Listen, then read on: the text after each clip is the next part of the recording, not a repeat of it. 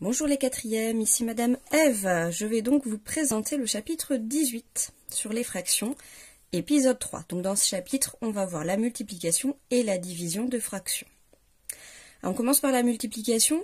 C'est l'opération la plus simple à faire avec les fractions, puisqu'en fait, vous l'avez ici, si on multiplie deux fractions ensemble, il suffit pour cela de multiplier les nombres en haut, les numérateurs, et on multiplie les nombres en bas, c'est-à-dire les dénominateurs. Et c'est tout. Donc on va tout de suite sur les exemples. Si on doit multiplier 5 sixièmes multiplié par 7 demi, il suffit de faire en haut 5 fois 7, en bas 6 fois 2, et ça nous donne 35 douzièmes. Et c'est fini. Donc c'est vraiment l'opération la plus simple. C'est même plus simple que l'addition et la soustraction. Ici, même chose, on va faire moins 3 multiplié par 2, et en bas 4 multiplié par moins 5. On trouve moins 6 sur moins 20, et on peut simplifier un peu cette fraction. Alors déjà, un nombre négatif divisé par un nombre négatif, ça donne un positif, donc les deux moins, ils s'en vont. Et après 6 et 20, ce sont deux nombres qui sont dans la table de 2, puisque ce sont deux nombres pairs. Donc on peut les décomposer. 6, ça s'écrit 3 fois 2. 20, ça s'écrit 10 fois 2. Hop. Et je peux simplifier, c'est-à-dire je peux supprimer le nombre qu'on trouve à la fois en haut et en bas. Et je trouve 3 dixièmes, voilà. Parce que dans la consigne, on disait bien de simplifier. Donc là, si je laissais moins 6 sur moins 20, je n'avais pas répondu à la consigne. J'avais calculé, mais pas simplifié le résultat. 3 dixièmes, c'est le résultat simplifié. Pour finir, celui-ci, donc 2 multiplié par 15 et moins 3 multiplié par 8. Alors, je vous donne une petite astuce qui permet de ne pas faire toutes les étapes comme ça. C'est qu'avant de faire vraiment les multiplications, on va décomposer en facteurs premiers. Je crois que ça vous rappelle des choses. Enfin, j'espère. Et puis, on va simplifier directement. On n'aura pas besoin de multiplier, simplifier pour obtenir le résultat. On va simplifier tout de suite. Donc, 2, c'est un nombre premier. Donc, il n'y a rien à faire. 15, par contre, on peut l'écrire autrement. On peut l'écrire 3 fois 5. 3, c'est un nombre premier, donc je le garde. 8, c'est pareil. Ça peut s'écrire 2 fois 2 fois 2.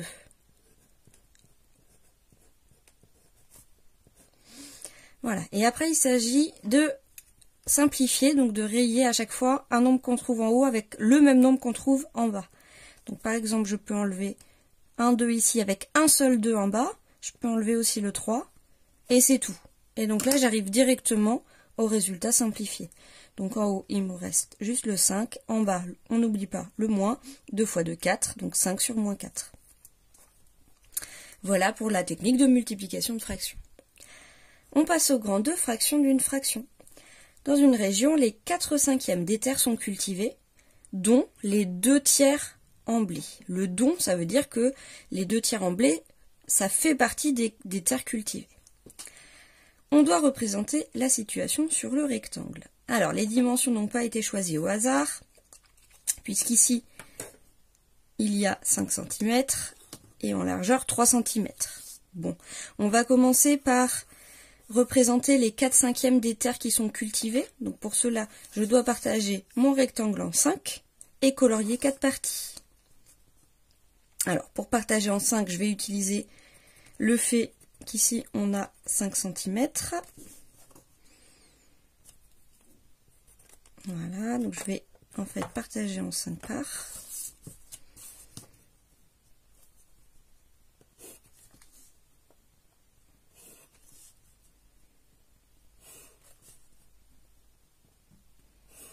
Donc j'ai 5 parts égales, et il y en a 4, que je choisis lesquelles, qui sont des terres cultivées. Pour l'instant, je vais les hachurer au crayon de bois, on va dire les 4 premiers rectangles. Hop.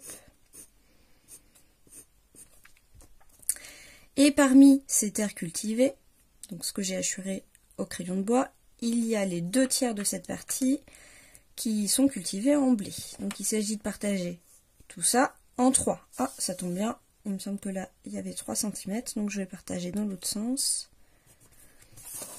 Hop. Alors, je vais le faire là aussi, pour être plus précis.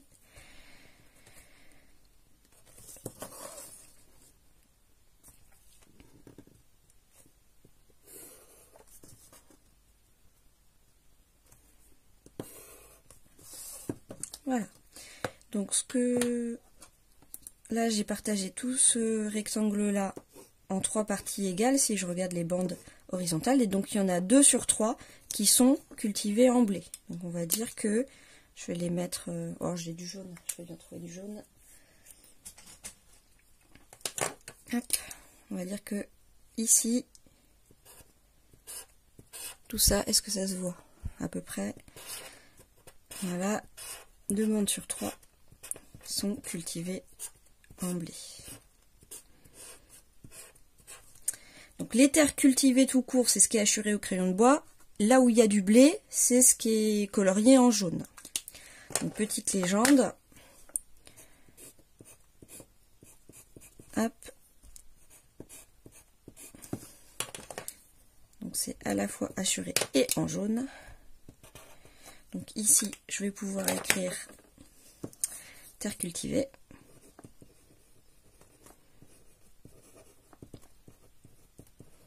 Et ici, terre cultivée en blé.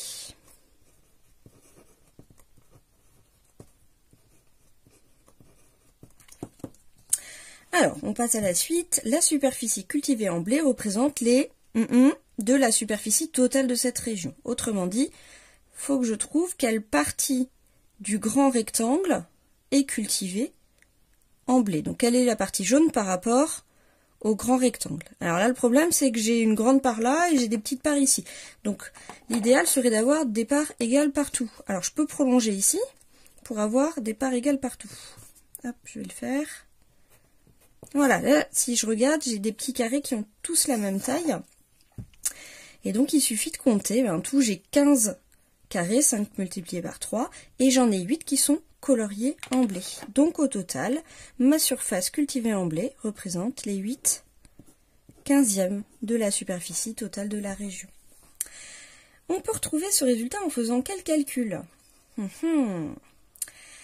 Eh bien, alors on a fait, en fait, on a pris les 2/3 des terres cultivées. Ça, c'est ce qu'on a colorié en blé. Donc les 2/3 de 4/5e. Comment est-ce qu'on retrouve 8/15e à partir de 2/3 et 4/5e? 2 x 4, 8. 3 x 5, 15.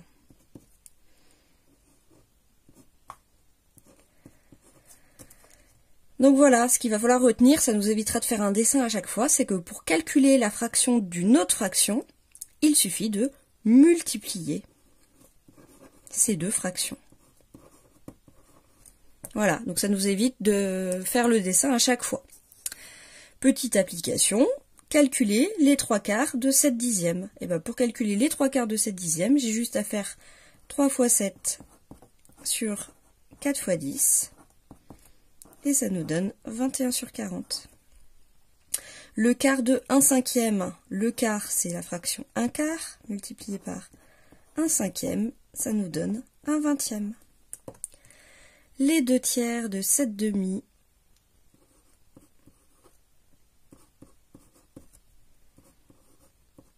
Alors là, si je veux, c'est pas demandé de simplifier. Si je veux, je peux simplifier directement. Alors, je peux écrire un 14/6, ou si je simplifie, j'obtiens 7/3. Voilà. Pour finir, la moitié de 3/4. Et bien, ça fait 1/2 multiplié par 3/4. Et je trouve 3/8. Voilà, donc pour calculer la fraction d'une autre fraction, il faut multiplier ensemble les deux fractions. On passe à la suite. Et on commence avec l'inverse d'un nombre. Enfin, on poursuit avec l'inverse d'un nombre. Qu'est-ce que c'est? Alors, définition, deux nombres sont inverses l'un de l'autre si leur produit est égal à 1. Je rappelle que le produit, c'est quand on fait une multiplication. Alors, je vais faire les deux premiers avec vous, et après je vais vous demander de mettre sur pause, essayer de chercher, de compléter tout ce que vous pouvez, et puis quand vraiment vous ne pouvez plus, vous remettez la vidéo et je donnerai la suite. Donc le premier. Donc je reprends, il faut que deux nombres sont inverses l'un de l'autre si leur produit est égal à 1. Donc si je pars de 1, par quoi je dois le multiplier pour obtenir 1 à la fin? Bon, pas très compliqué ici. 1 multiplié par 1, ça fait 1. Donc l'inverse, en fait, le nombre que je mets là, c'est le nombre qui va être ici. Ces deux nombres-là sont inverses l'un de l'autre. On continue avec 0,5. Par quoi il faut que je multiplie 0,5? Par quel nombre? Pour obtenir 1. La réponse c'est 2. Donc l'inverse de 0,5, c'est le nombre 2. Allez, je vous fais le troisième et après vous mettez la vidéo sur pause. Moins 1 multiplié par quelque chose qui donne 1. Moins 1 multiplié par moins 1, puisque moins multiplié par moins ça fait plus, ça fait 1. Donc l'inverse de moins 1, c'est lui-même, c'est moins 1. Voilà, vous pouvez mettre la vidéo sur pause et vous essayez de compléter tout ce qui manque ici. Allez, on continue. On poursuit avec 4 fois quelque chose égale à 1. 4 fois 0,25. Donc l'inverse de 4, c'est 0,25. Alors, celui-là, je vais le laisser de côté pour l'instant. Je vais faire directement l'inverse de moins 5. Donc déjà, il faut que ce soit un nombre négatif. Et il faut que je multiplie par 0,2. Enfin, moins 0,2. Donc ici, moins 0,2. Ah, le 0. 0 fois quelque chose égale à 1. Bah, c'est impossible. Donc ici, 0 n'a pas d'inverse. C'est le seul nombre qui n'a pas d'inverse. Ici, impossible.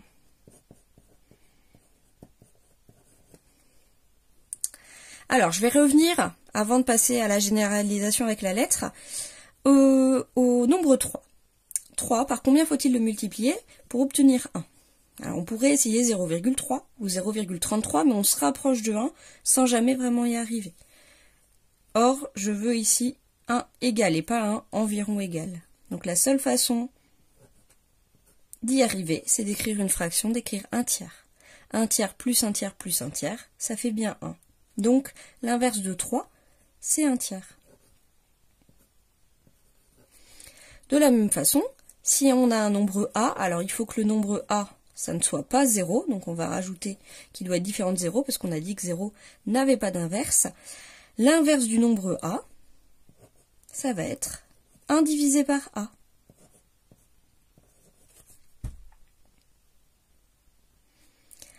Alors, on passe aux fractions. Ici, alors une fois qu'on a trouvé, ça va assez vite. 2 tiers multiplié par quelque chose égale 1. Et bien, il s'agit d'écrire 3 demi. Autrement dit, l'inverse de 2 tiers, c'est 3 demi. Et ça a du sens parce qu'on inverse vraiment le numérateur et le dénominateur. Hein, si on fait 2 fois 3, 6, 3 fois 2, 6, 6 sixièmes, c'est bien égal à 1. Donc l'inverse de 2 tiers, c'est 3 demi. Une fois qu'on a compris ça, c'est facile. L'inverse de 4 cinquièmes, ça sera 5 quarts. L'inverse de moins 3 quarts, c'est 4 sur moins 3.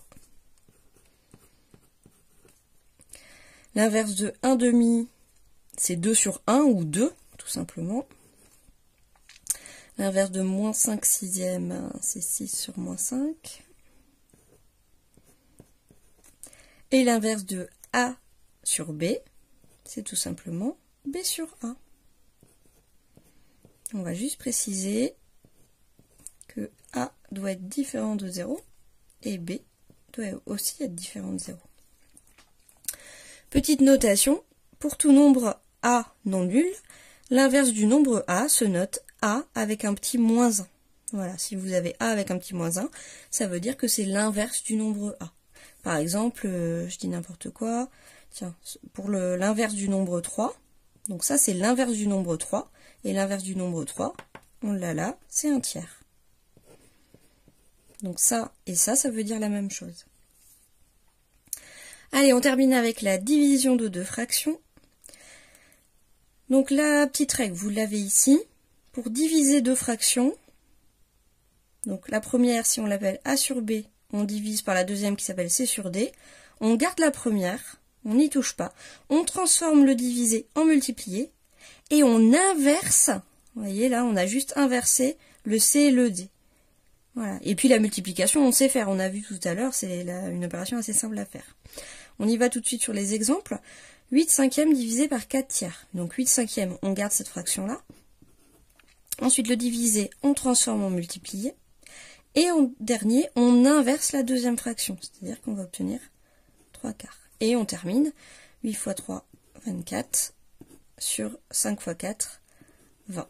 Alors je dois simplifier, c'est marqué dans la consigne, je peux diviser par 2, ou je peux diviser directement par 4, ça va aller plus vite, et j'obtiens 6 cinquièmes. Donc je peux aussi utiliser la technique de tout à l'heure, c'est-à-dire décomposer le 8 en 2 x 2 x 2, et le 4 en 2 x 2, et j'arrive à simplifier plus vite.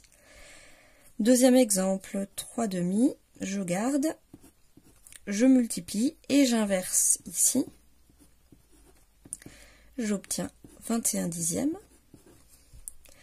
Alors ici, 7 quarts divisé par 3. Donc 7 quarts. Ok, ensuite le divisé, je le transforme en multiplié. Il faut que j'inverse le 3. Donc j'inverse le 3, ça veut dire que je prends l'inverse du nombre 3, c'est-à-dire 1 tiers. Alors si vous avez un peu de mal avec ça, vous pouvez vous dire que 3, en fait, c'est 3 divisé par 1. Donc si j'inverse, c'est bien, j'inverse le 1 et le 3, donc ça j'obtiens 1 tiers. Et on trouve 7 sur 12, on ne peut pas simplifier, et pareil ici, hop, je mets mon petit 1 là, donc le 9 dixième, je le garde, je multiplie par 1 sixième. Alors tiens, je vais utiliser la technique de décomposition, donc le 9, je peux l'écrire 3 x 3, donc x 1, le 10, je peux l'écrire 5 x 2, et le 6, je peux l'écrire 3 x 2. Qu'est-ce que je peux rayer? Je peux rayer un 3 en haut et en bas, et je crois que c'est tout. Donc il reste 3 x 1, 3, et 5 x 2, 10, 10 x 2, 20. 3 vingtièmes. Voilà, c'est terminé pour la leçon. Bon courage!